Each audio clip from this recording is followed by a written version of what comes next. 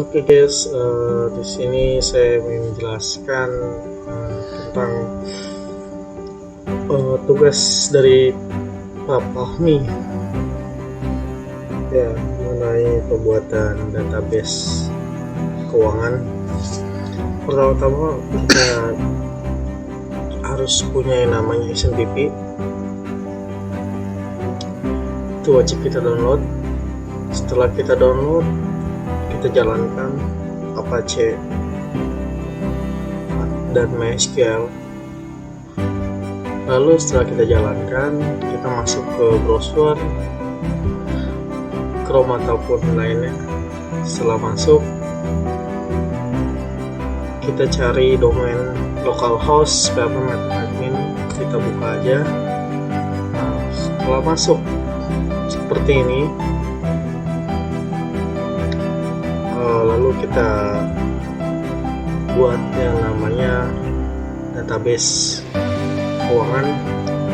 Yang pertama kita lakukan adalah mengklik dari basis data, kita buat nama database-nya. Oke. Setelah kita buat,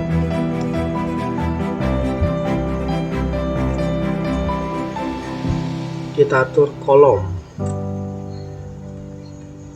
yang ada atau yang digunakan untuk tabel tersebut. Terus juga kita beri nama tabelnya. Untuk namanya bebas, apa aja boleh.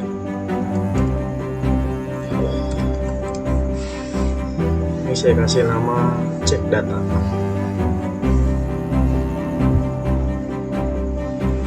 Oke, yang pertama kita isi dari kolom nama ini ada ID, transaksi,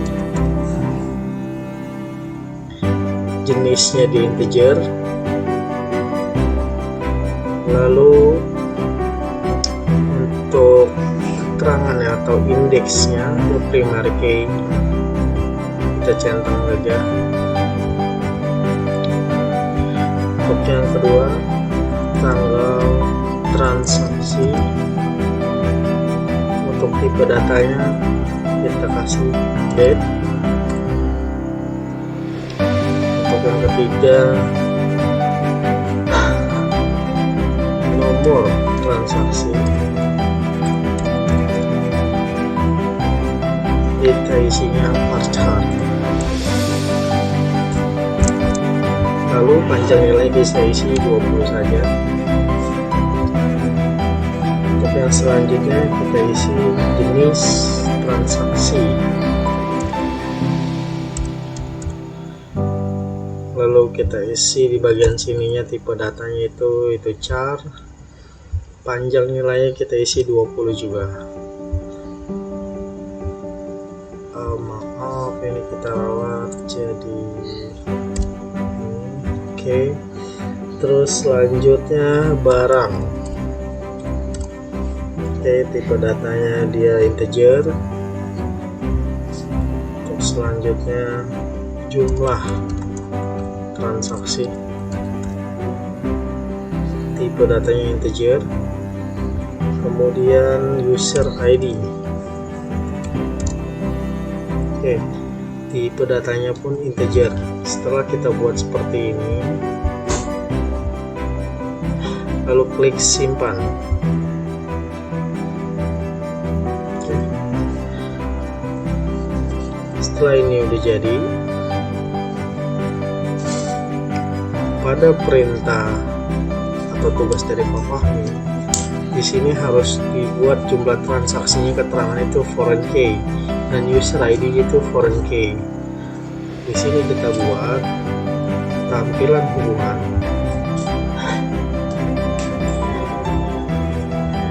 Kita buat yang harus di foreign key ada jumlah transaksi dari basis data keuangan 1. lalu dari tabel cek data. Oke, di sini udah ada primary key-nya dari ID transaksi. Kalau sudah disimpan. Oke. Ini sudah berhasil, sudah diperbarui. Kita cek lagi di database-nya. Terus kita cek lagi, coba di cek data di struktur. Nah, di sini udah ada tanda kunci indeks atau foreign key. Yang kedua di bagian user ID, keterangan itu foreign key. Kita lakukan hal yang sama. Kita tampilan hubungan di kolom kedua di user ID. Kita buat tabel cek data seperti tadi. Lalu yang kedua kita simpan juga. Oke, setelah berhasil dia akan ada keterangan seperti ini. Ada juga seperti ini. Oke, sudah berhasil add foreign key. Untuk pengecekannya sama seperti tadi, kita cek di strukturnya. Dia udah tertambah di sini kunci indeksnya, udah ada. Untuk tabelnya sendiri, tabel yang pertama mungkin seperti ini kalau tampilan dari printout. Oke, ini ada ID transaksi, tanggal transaksi, nomor transaksi, dan lain-lain. Di sini ada primary key-nya. Nah, di sini di bawahnya ini indeks. Indeks ini foreign key dari yang tadi kita buat, yaitu ada jumlah transaksi dan user ID. Jadi dia itu saling terhubung. Contoh tabel kardinalitasnya dia ada, kita cek coba di keuangan 1, lalu kita scroll seperti ini, kita kecilin, kita cari di lainnya, klik designer. Nah, lalu di sini muncul inilah tabel kardinalitasnya. Sorry, dia nggak bisa ke atas.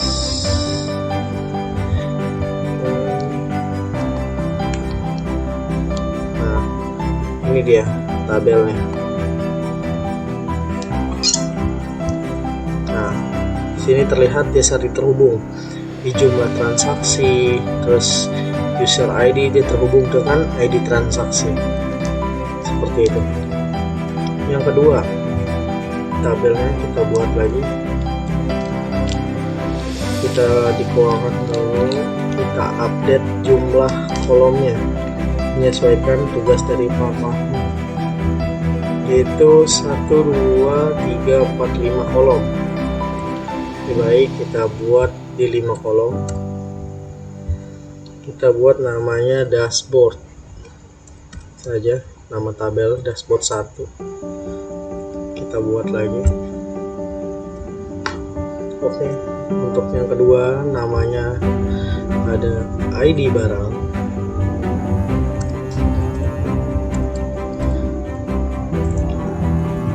Tipe datanya integer, terus sama untuk indeksnya primary key. Untuk yang kedua nama barang, tipe datanya varchar. Kita isi lagi 20. Untuk yang ketiga selanjutnya kode barang. Oke, tipe datanya varchar juga. Kita kasih isi 20 saja. Terus di bawah selanjutnya itu ada quantity, ada kategori, tipe datanya sama-sama integer. Oke, seperti ini sudah kita simpan.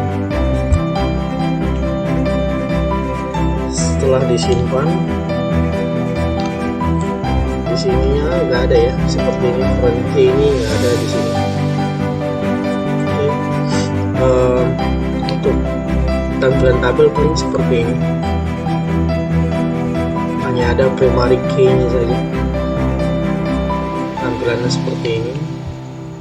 Terus tabel kardinalitasnya dia jadi ada 2.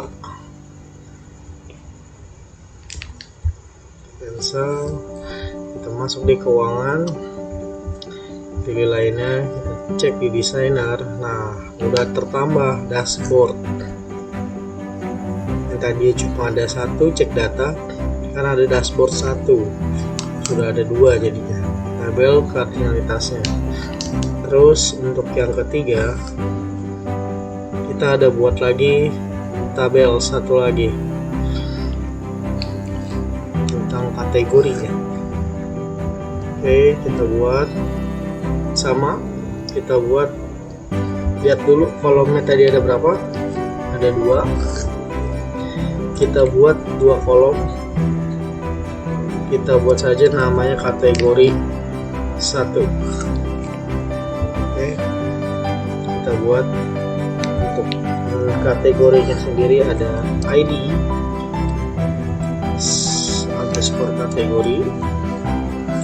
Untuk tipe datanya integer, di indeks ya, data input primary key. Yang kedua ada nama kategori, tipe datanya chart. Oke, kita isi 20 aja. Setelah ini jadi, kita klik simpan. Oke, ini sudah jadi. Sama untuk tipe tabelnya seperti ini kurang lebih. Dan untuk tabel kardinalitasnya dia menambah 1 lagi, jadi ada 3. Oke, kita tarik 1 lagi, dia ada di bawah.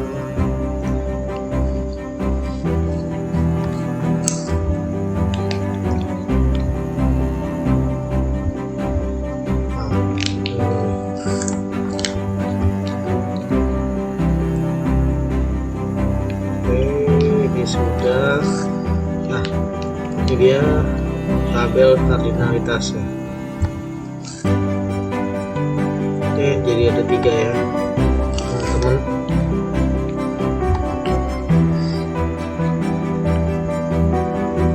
Yang saling berhubungan atau saling ini cuma ada di cek data, karena ada primary key dan foreign key, sisanya nggak ada.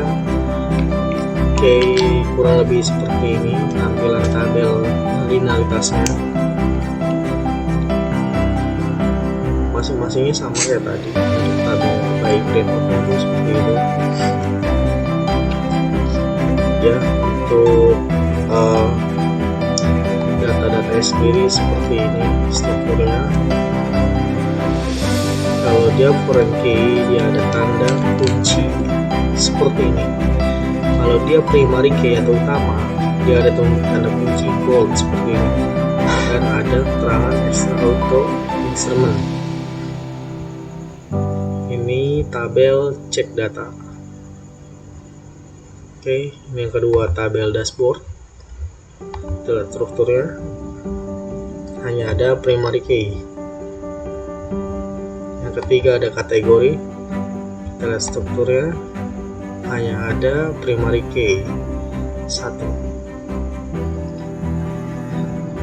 Oke, paling segitu saja untuk pembuatan tabel secara sederhana dari saya, Yeremia Nicholas, dari Prodi Teknologi Informasi Utfadaka Swastika. Terima kasih semuanya.